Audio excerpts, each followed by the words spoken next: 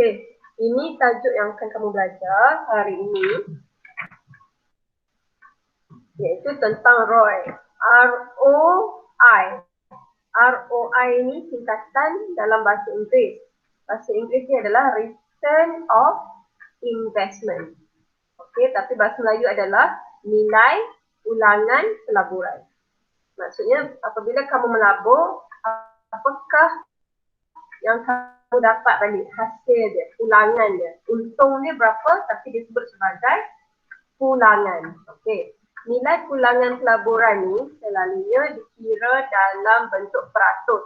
Okey. So ini adalah keuntungan lah. So ROI ini boleh jadi untung, boleh juga jadi rugi. Okey. So bila kita kira ROI, kita kira dalam bentuk peratus. Sama ada kamu dapat berapa peratus untung ataupun berapa peratus kerugian. Okey.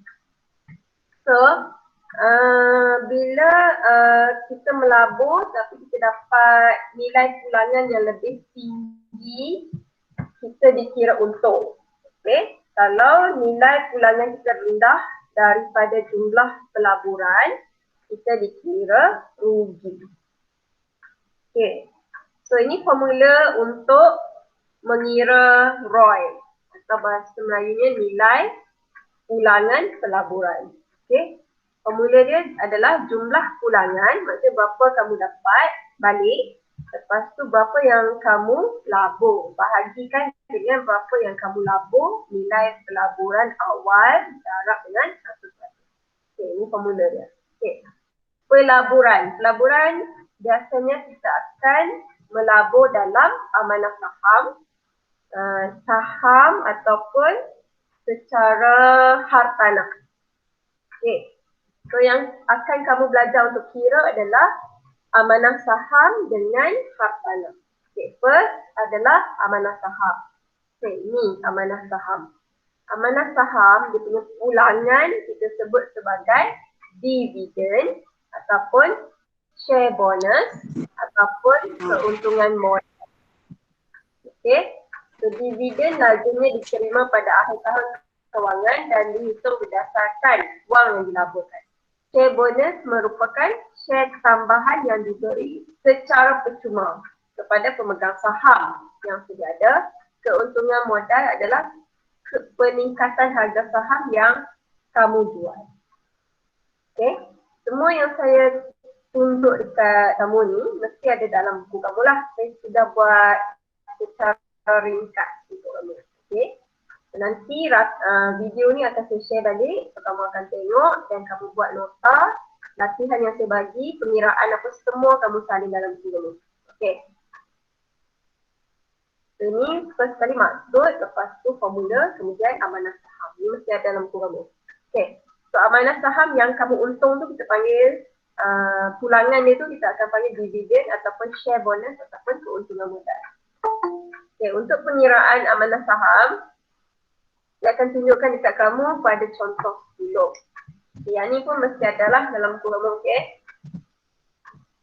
Okay, contoh 10. Tengok soalan. Pada 1 Januari 2018, Puan Siti melabur dalam ASB sebanyak 3,000 unit yang bernilai RM2 per unit. Okay, Puan Siti dia melabur di ASB. Bagi tahun kewangan berakhir pada 31 Disember, dia start 1 Januari, so berakhir pada 31 Disember. ASB membayar dividen sebanyak 5%. Pada 1 Januari 2019, tahun berikutnya, dia jual balik semua saham tu dengan harga RM2.20 per unit. Berapakah nilai pulangan pelaburan bagi Puan Siti? Sekarang kamu nak menghitung ROI yang diperoleh oleh Puan Siti. Kalau amanah saham, cara untuk kira dia adalah first, kamu kena kira dia punya modal. Modal dia berapa? Okay. Modal awal. Kita panggil dia modal awal. So tengok balik, dia beli 3,000 dengan harga RM2. So berapa banyak dia beli? 3,000 darab dengan RM RM2 seunit. So modal awal dia adalah RM6,000. Lepas kamu kira modal awal, modal yang dia keluarkan ni, yang itulah yang dia akan dapat dividen. Okay, so ASB bagi 5% dividen. Dalam soalan disebut 5%. So dengan nilai 6,000 tu, 5% mudarab dengan 6,000, Puan Siti akan dapat dividen RM300. Okay. Pada 1 Januari 2019 dia jual balik. Okay, tapi semasa dia jual, harga saham tu dah RM2.20. So, berapa banyak peningkatan harga saham?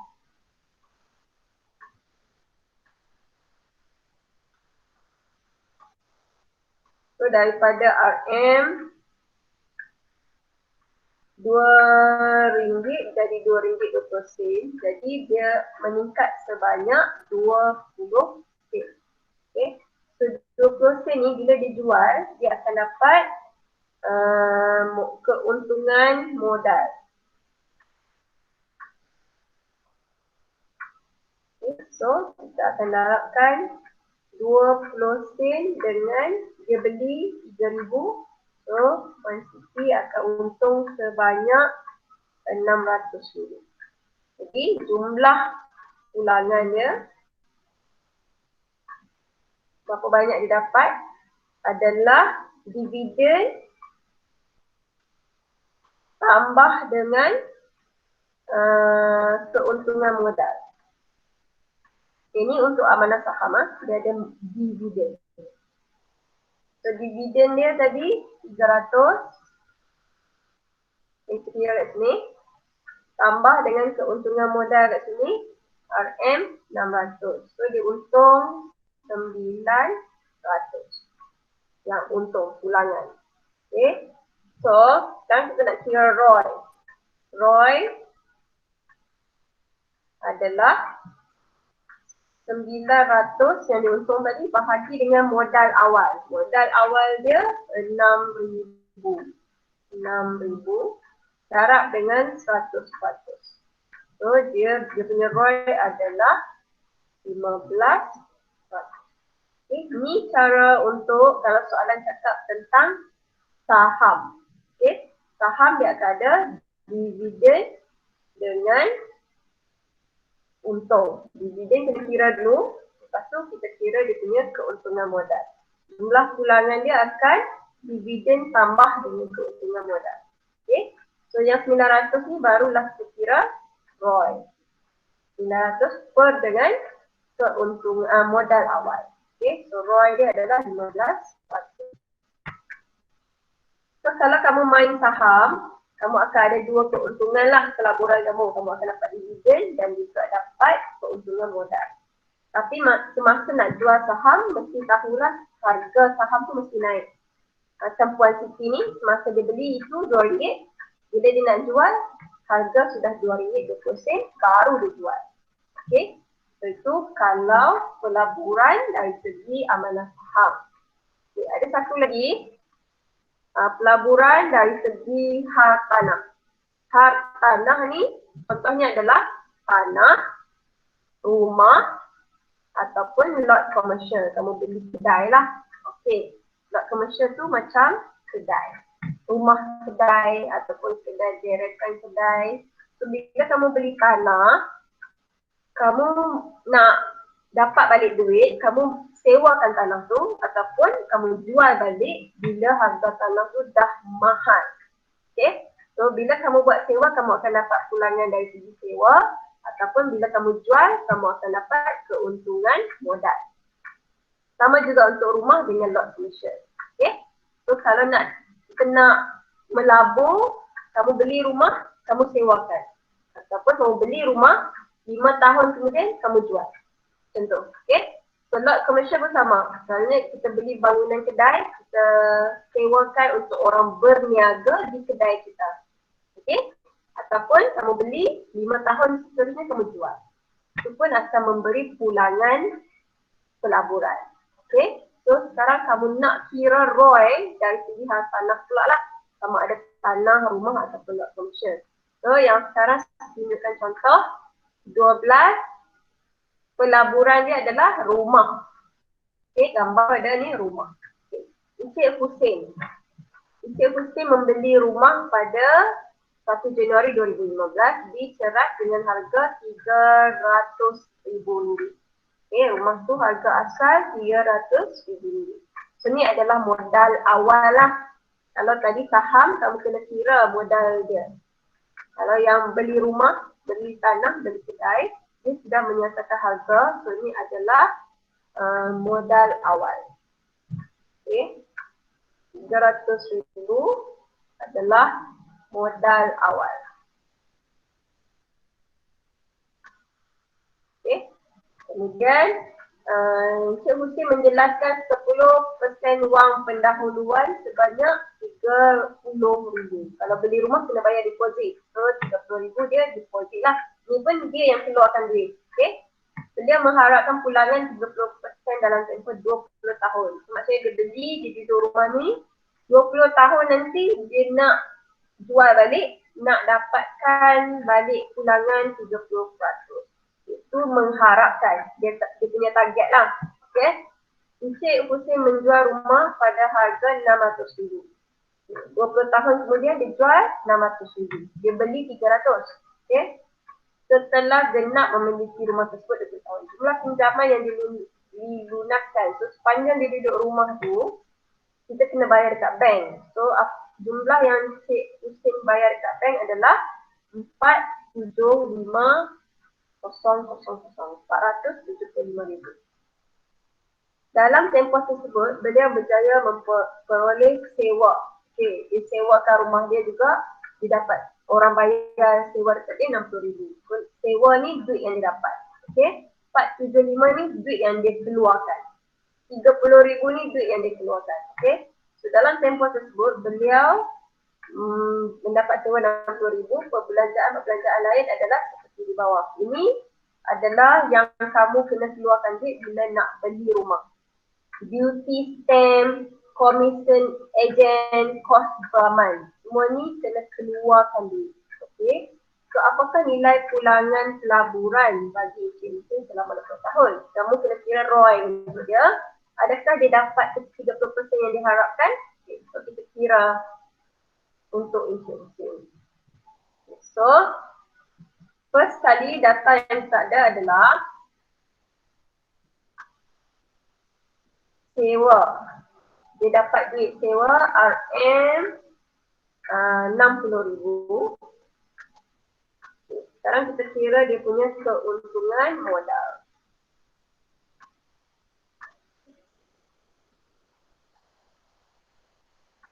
So, kalau nak kira keuntungan modal, dia jual RM600,000.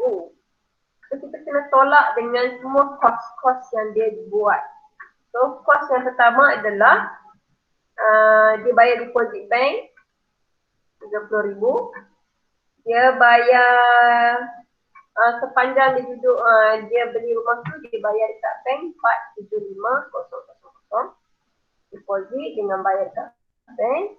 Lepas tu ini yang dalam table ni, duty stamp kena tolak balik, commission agent dan juga kos kewangan, semua kena tolak daripada dia punya untung. So dia punya untung adalah RM85,000 sahaja. Okay, ini duit yang dia pegang selepas dia tolak semua kos. Okay, so sekarang dia punya jumlah total dia berapa? Jumlah pulangan pelaburan. Duit sewa tambah dengan keuntungan modal. Yang ni sahaja yang dia dapat untuk diri dia sendiri setelah tolak semua kos. Okay, so dia dapat 145. Okay, so 145,000 ni berapakah ROI? So ROI adalah 145,000 bahagi dengan kos asal dia beli rumah tu 300,000 darab dengan 100%. So So dia punya ROI adalah 48.33%. Okay. Untung sebanyak 48%. So dia punya target adalah 30% saja, tapi dia dapat 48. Jadi Encik Hussein berjaya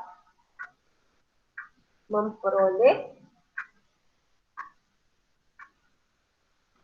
kadar pulangan yang diharapkan.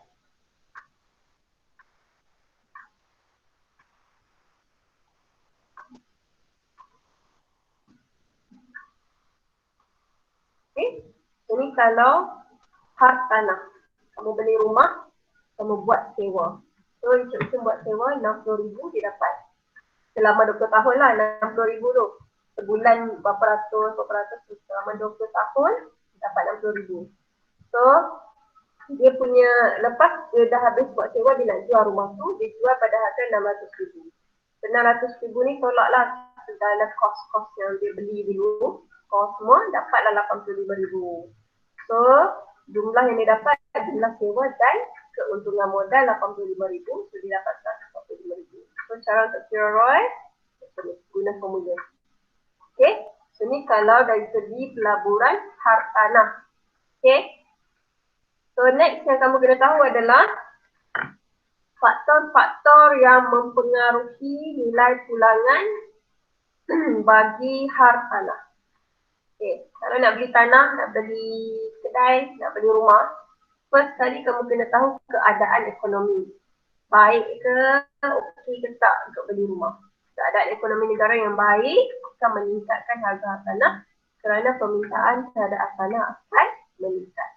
So, kalau ekonomi negara okey, baru kamu beli. Bila kamu beli, ada permintaan lah nanti untuk kamu jual atau untuk kamu sewa. Okay. Lokasi, kita tengok juga lokasi dekat mana kamu nak beli rumah itu. Okay. Kalau dah kamu bekerja di Miri, janganlah beli di Baram atau di tempat yang jauh. So, kamu beli di tempat yang mudah untuk kamu dapat pulangan balik. Okay, strategik lah. Kita cakap lokasi yang strategik ataupun mudah untuk kamu pantau orang yang menyewa tu. Okay. Lagi baik kamu beli rumah di tempat yang dekat dengan bandar.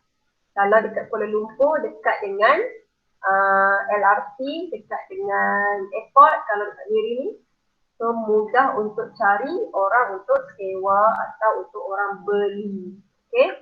So kawasan-kawasan yang strategik itu juga bantu kamu untuk mendapat harga yang lebih tinggi kalau kamu nak jual nanti.